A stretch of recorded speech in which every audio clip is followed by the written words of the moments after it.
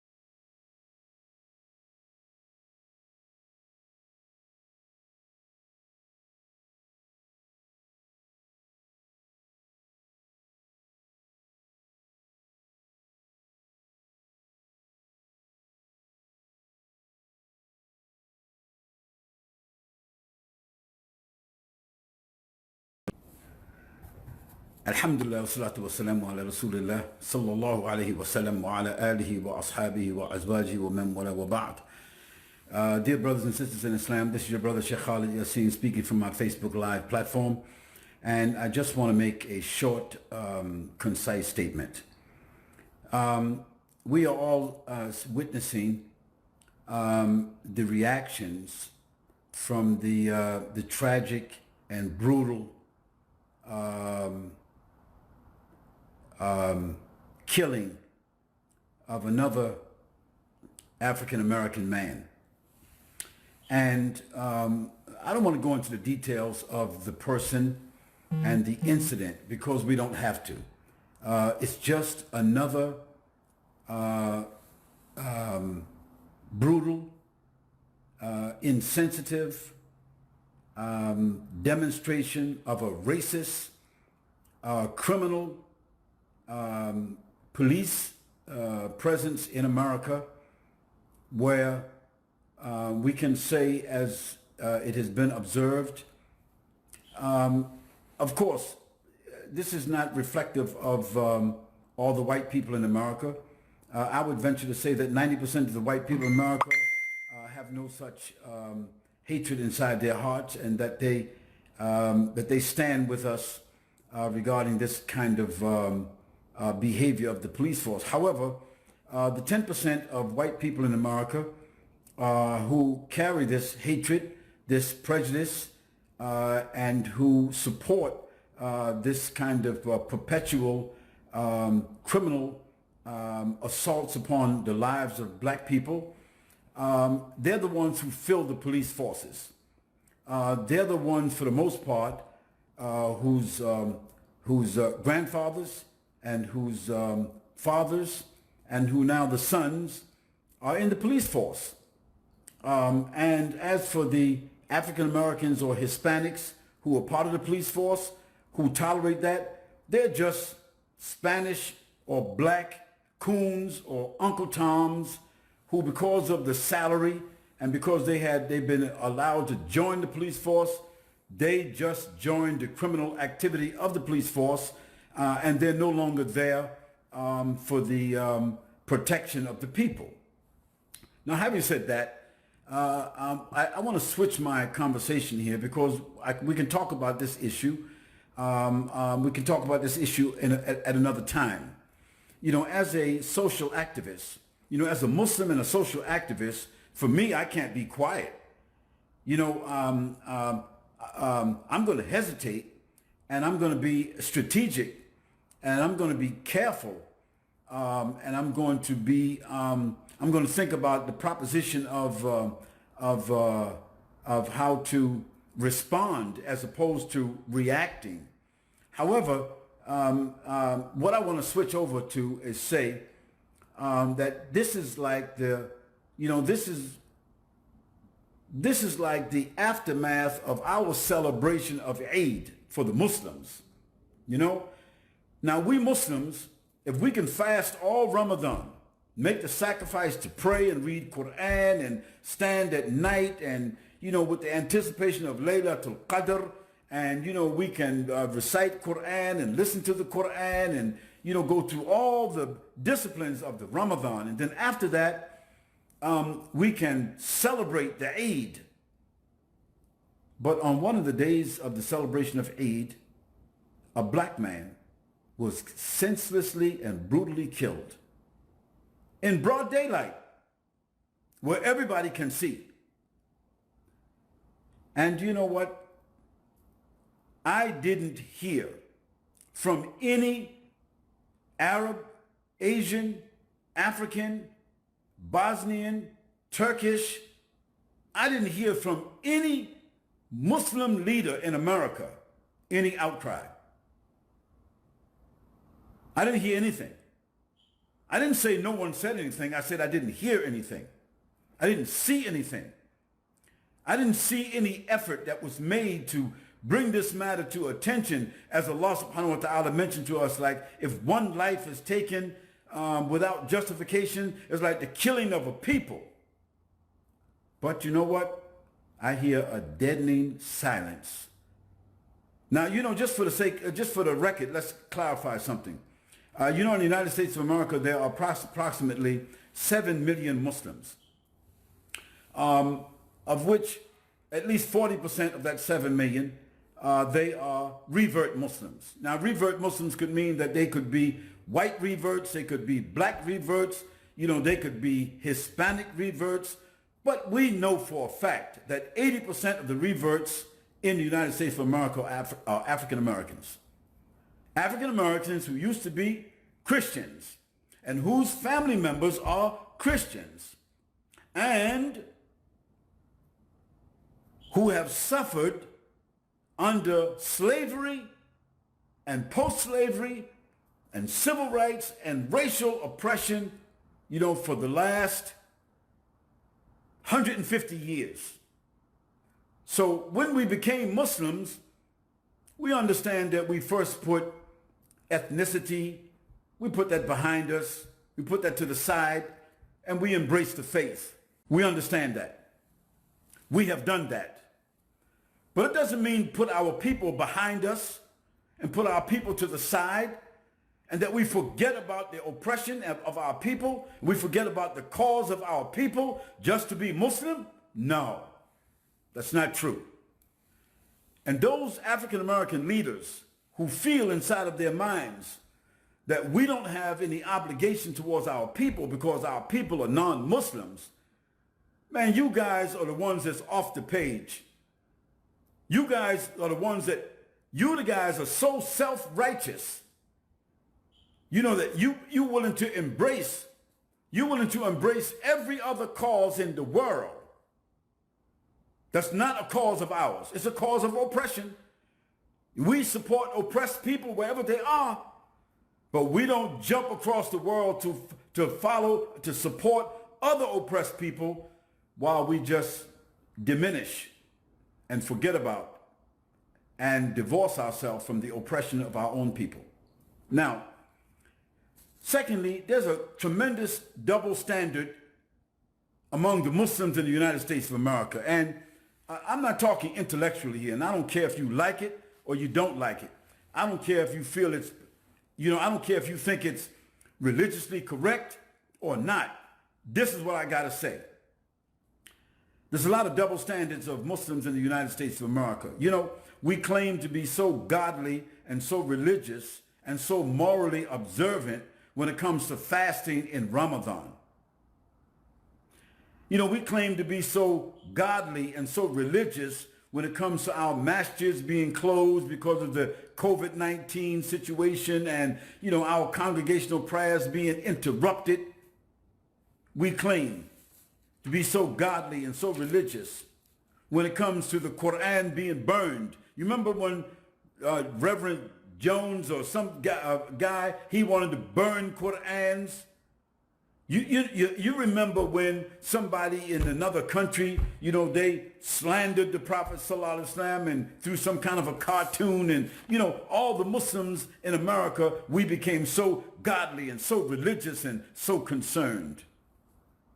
We act like we are so godly and so religious and so concerned when a Muslim woman is assaulted or her hijab is pulled off of her head, or a Muslim is killed someplace in the masjids, or when a terrorist goes into the masjids and kills Muslims. We are so godly and so religious in our concern.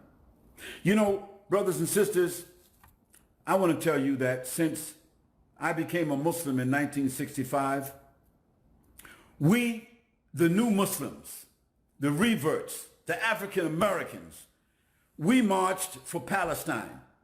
We marched for Gaza. We marched for Syria. We marched for Iraq. We have marched for Egypt. We marched for Yemen. We marched for Burma. We marched for India. Muslims being oppressed in India. We marched for the Chinese, who are being placed inside of prisons in China. We marched for Libya. We marched for Afghanistan. We marched for Lebanon. We marched for Somalia. We marched for Bosnia, Herzegovina. We marched for Sudan. We marched for Kenya. We marched for South Africa, apartheid. We marched for everyone. But no one has marched for black men and women in America. And that's a double standard. This Ramadan, there's about 40 or 50 Islamic charities that the United States of America gives them a license to raise money in Ramadan, or gives them a license to raise money all year. But I just want to give you some information about that. These Islamic charities who raise money all year long, in the course of the year, they are raising somewhere in the area of about $124 million. 124 million, something like that, 130 million, just out of America. And in Ramadan, half of that money that they're raising is raised in Ramadan. So they're raising 70, 80, 90 million dollars in Ramadan from the masjids in America. Only 10% at the most. 10% of that money ever reaches the local communities where this money is raised from. The rest of it is sent overseas. And we're not saying anybody's stealing. We're not saying that these charities are being run from unethical point. We didn't say that. We're saying that the objective of these charities is to collect that money and to send it other places where their own sentiments are at. Of course. The Muslims who are collecting that money, they're collecting that money with the sentiment to send it to Syria, to send it to Iraq, to send it to Yemen, to send it to Somalia, to send it to the places where they came from, because they have a feeling for those people. I didn't say their feeling is wrong. I didn't say that they are racist. I just said that they're sending it because that's the sentiment. But guess what? They don't have a sentiment for our own people. And this country, United States of America, and the taxpayers of this country, of which 40 million people are African Americans, it is our tax dollars who support them when they come to this country to become asylees, when they come to this country as refugees, when they come to this country and they seek support for housing, for food, to send their children to school, to get medicine. It's our tax dollars that they are receiving. Yet they have no allegiance to this country. And they have no allegiance to our people, and they have no feelings for the black people who are being slaughtered in the streets. That's a double standard. This double standard has got to be addressed. And it is really unfortunate, that the African-American revert leaders, the African-American Muslim revert leaders, for the most part, they have the same sentiment as people who came from another country. How tragic that is. Somehow or another, inside the hearts of the Muslim revert leaders, they have been convinced that based on Aqidah, that is like religious loyalty, based upon our attachment to the Quran, the Sunnah, to Tawheed, and all these other things we're talking about, that when we become Muslims and we say La ilaha illallah Muhammadur Rasulullah sallallahu alaihi wasallam, and we embrace the Tawheed, that our people become insignificant. We no longer have any connection to our people. That is the stupidest conviction in the world. That is the most tragic and stupid conviction in the world. Islam never told any people that when they become Muslims, they should give up the plight of their own people. Muhammad sallallahu alaihi wasallam did not give up the plight of his own people. Musa did not give up the plight of his people. Ibrahim alayhi salam did not give up the plight of his people. The plight of our people is part of our moral struggle forever. We never give up the plight of our people.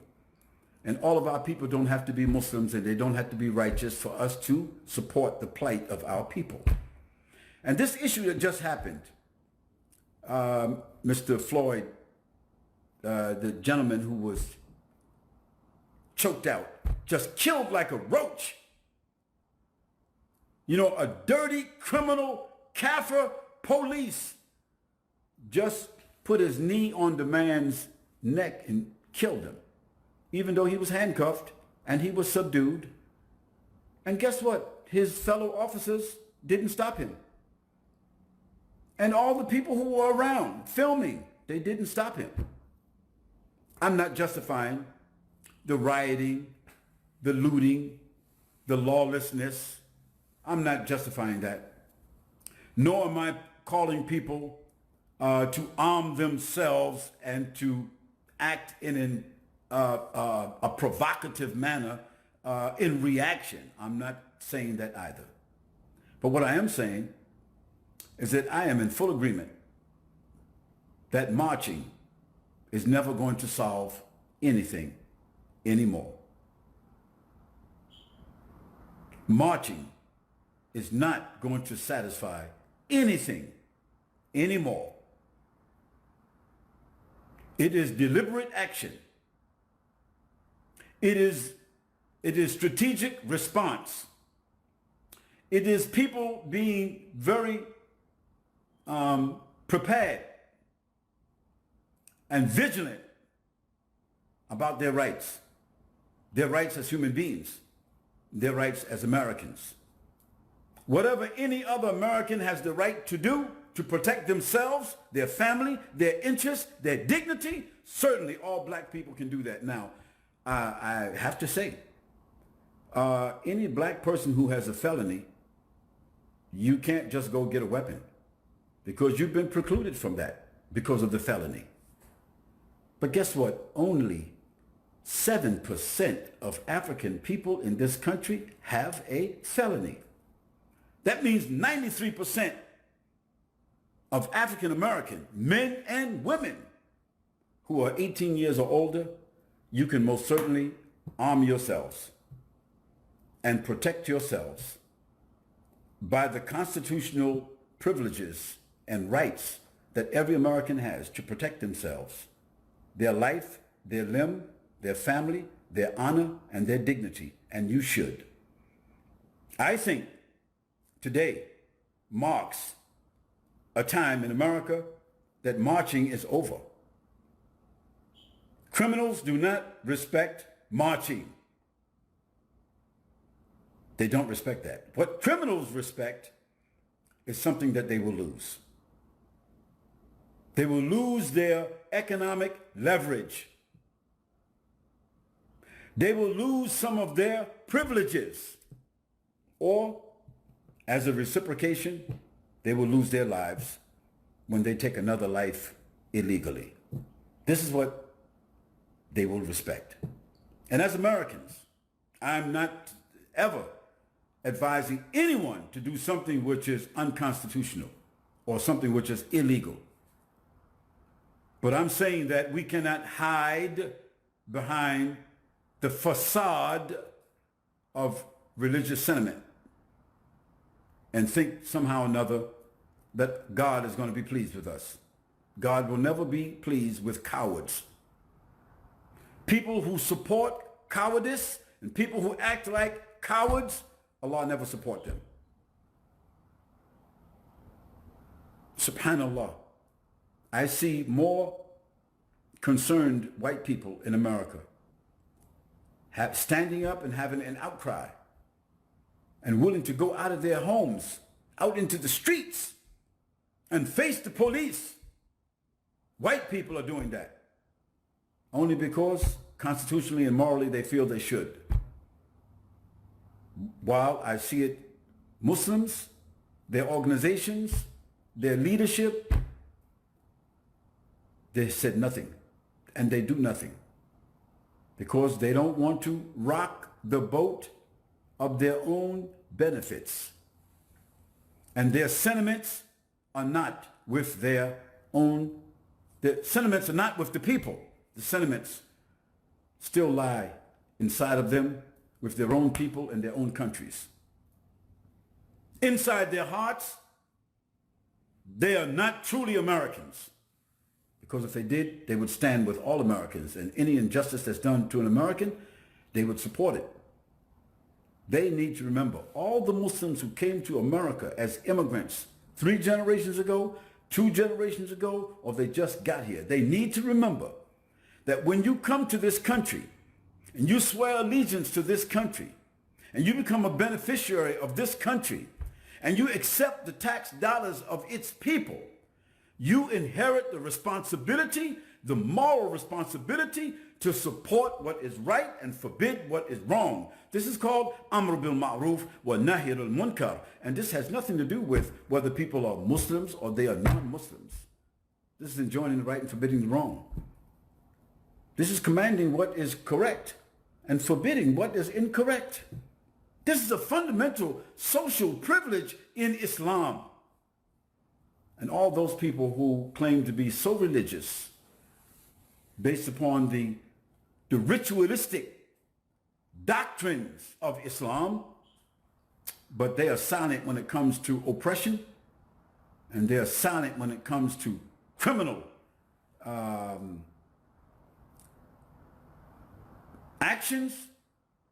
Why? Because if they were to stand up and say something, it will cost them something. And they don't want to be even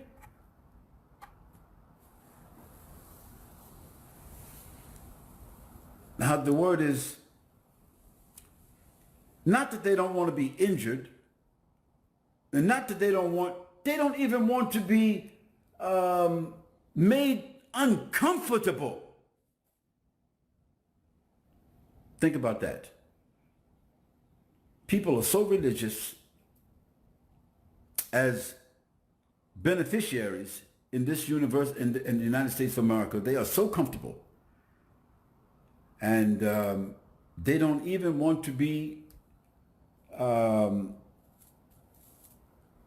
what's the word I'm trying to think of? They don't want to be made even uncomfortable. That's the word. That's why they're not seeing anything. But if a Yemeni man or woman, or if a Somali man or woman, or if a Syrian man or woman, or if a Pakistani or Indian man or woman, or if a Turkish man or woman is slaughtered in the streets of America tomorrow, they would be concerned. They will stand up. Then they will raise their hands and they will raise their voices because their sentiment has been touched. But it's obvious that when black people are killed over and over, it doesn't touch their sentiment. Now, I understand that many immigrant Muslims will listen to this and they will say, Sheikh, that's not us. Don't put blanket on everybody. And I'm not. I do realize that many of the 3rd generation Africans, Asians, and Arabs, 3rd generation, you know, those who are like maybe 20 years old and younger, 30 years old and younger, they're the 3rd generation. They have grandmothers and grandfathers who came here 30 years ago, 40 years ago. Most of them, they are pure Americans. And they do have a sentiment because they go to school with. They listen to the same music. They have the sentiments, the culture, the language, the feelings like Americans. But most of the second generation, they feel almost like the first generation. And most of the first generation, they're old people. They're 70 and 80 years old like me. They came to this country 50 years ago. And now they are 75 and 80 years old. And they're just weak. And they're conservative. And we excuse them because they did make a sacrifice. The second generation are in their 50s, 60s, maybe 45, late 40s. They're not excused because they have been here most of their lives. And they have taken the most benefit from this country. They now have houses. They live comfortable. They sent their children to college, or their children are in college. They own property. They have businesses. They built mosques, and they are living comfortable, some of them in the middle class of America. And that's why they don't want to rock the boat. And still they're holding on to their ethnic identity. I understand. I'm not blaming you. I'm just calling a spade what it is. But Allah subhanahu wa ta'ala will show that when crimes are done in your face and you don't say anything about it, soon the crimes will come to your doorway and you will not get any support. Muslims, you cannot have double standard about morality. You cannot have double standards about the religion. You are not better than the people that you came to seeking asylum, assistance, citizenship, protection. You're not better than those people. And brothers and sisters, 40 million African Americans, most of whom are just like you, who work very hard and who pay taxes. You have been living off of their taxes, and you're still living off of their taxes. And the constitutional privileges that this country has given to you, it's been shared with African Americans just like us. You need to take stock of that. You need to think about that. And this is not a racial issue. That's not what I'm talking about. And you can get an attitude, you can get an altitude, you can get a longitude, you can get any kind of tude that you want. You can come out and try to fix it that Shaykh Khalid Yasin said something about Africans or Asians or Arabs because that's what you want to say. But guess what? The people in the street and the young people, the age of my grandchildren and the age of some of your children and grandchildren, they will understand what I'm saying. And what I'm saying is that marching is over. Soon, justice is going to be held in a different way. And those who are silent, you are on the side of the oppressors. Those who are silent, I don't care how Muslim you think you are an accomplice. You are in complicity. You are an accomplice by your silence to the people who are mercilessly and innocently killed in the streets by criminal police. If you're not willing to speak up about it, then you will pay the price for your silence later. It's not a threat. This is a reality. And marching is over. And for me as a Muslim activist, a Muslim social activist, it's natural for me to say what I'm saying because I don't have no allegiance to no mosque. I don't have an allegiance to no Muslim leaders. I don't have no allegiance to no ritualistic, doctrine-driven religion. I don't have no allegiance to that. My allegiance is to Almighty God. My allegiance is to the Prophet Muhammad sallallahu alaihi wasallam, who himself, he was a liberator. The Prophet Muhammad sallallahu alaihi wasallam, he was a social activist. The Prophet Muhammad sallallahu alaihi wasallam, he was a person supporting his people. That's where my allegiance is at. That's where the Quran leads us to. This is where the Prophet ﷺ's tradition leads us to.